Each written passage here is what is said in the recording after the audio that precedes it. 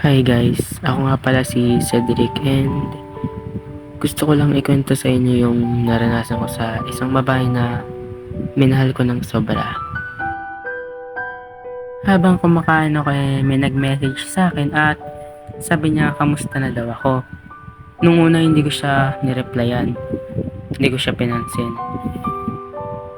Kinabukasan, nag-message na naman siya sa akin at sabi niya naglalaro daw kami sa ML dati. Sabi ko sa kanya wala akong maalala kasi matagal na yon. Sabi niya naman sa akin kung wala na daw pa talaga akong naaalala. Sabi ko sa kanya wala na akong naaalala, pasensya na. Nag-send siya sa akin ng picture na kalaro ko daw siya dati. Sa ML yun.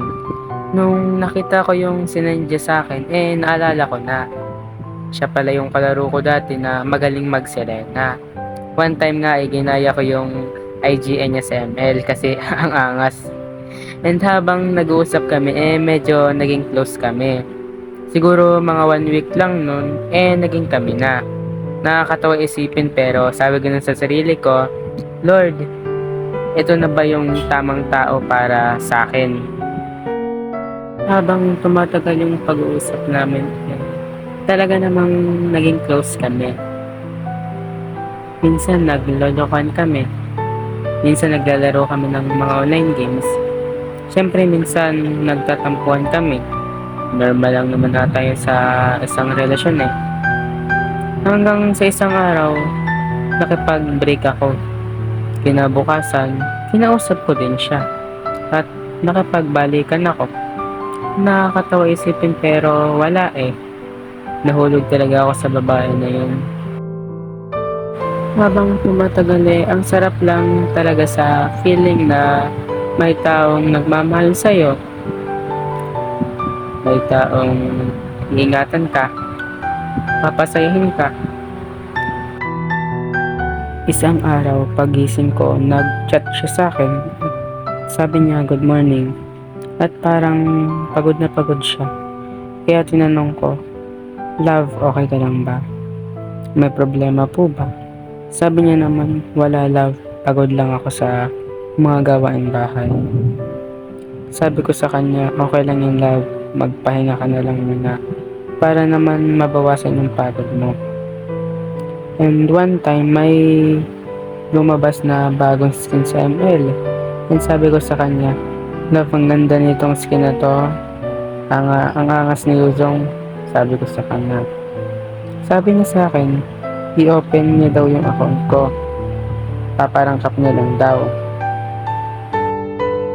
Siguro gabi na ako nakapag-chat dahil medyo busy ako sa bahay at nag-chat ako sa kanya nun.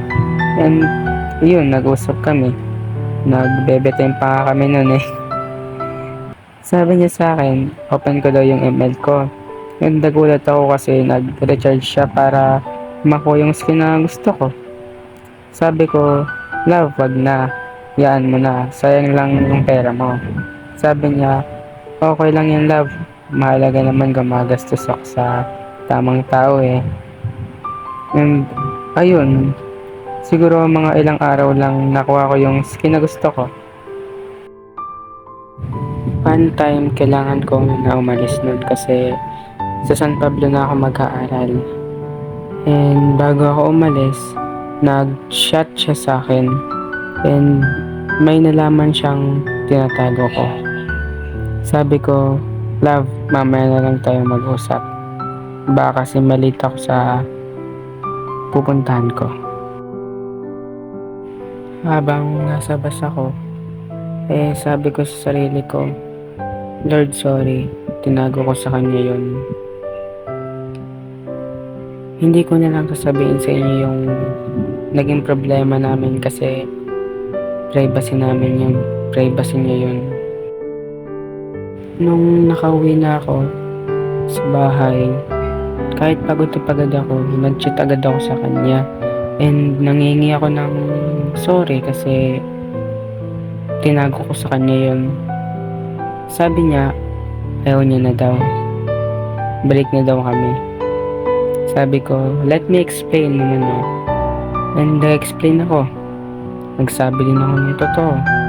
At nagulat ako kasi kahit ganun yung ginawa ko sa kanya, pinatawad niya pa rin ako. Sabi niya sa akin, mag-move on na lang daw kami. Siyempre, ang sakit-sakit nun. Mahal, mahal ko yung tao eh. Mahal na mahal ko siya. Nag-break kami nun and binigyan ko siya ng space para makapag-isip-isip kung meron pa bang chance para sa aming dalawa. And kinabukasan, nag-chat ako sa kanya at nangamusta ako. Nanghihingi din ako ng tawad sa mga kasalanang ginawa ko. And tinanong niya ako kung nakamove on na daw ako. Sabi ko, hindi, hindi ko kaya eh. Sabi niya, ayoko nang mag-move on. Hindi ko kaya. Masyado na akong napalapit sa iyo. Alam mo naman na mahal kita eh. Naging kami ulit nun. And nakakatawa pero naging masaya ulit kami. Bumalik yung pagmamahalan namin. Naglaro-laro kami.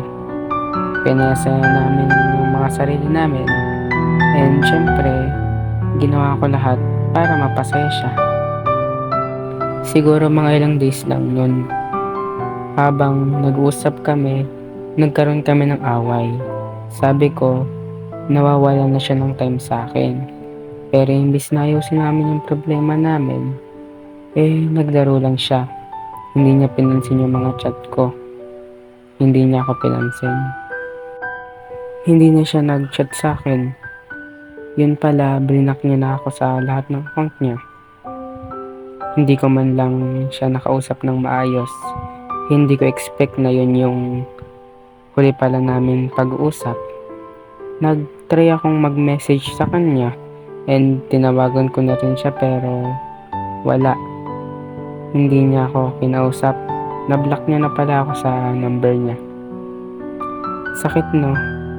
Hindi ka man lang nakapagpaalam sa mga mahal mo. Parang iniwan ka lang na sa ere. Kung mapapanood mo to, sana masaya ka sa ginawa mo. Mahal na mahal kita, Ashley.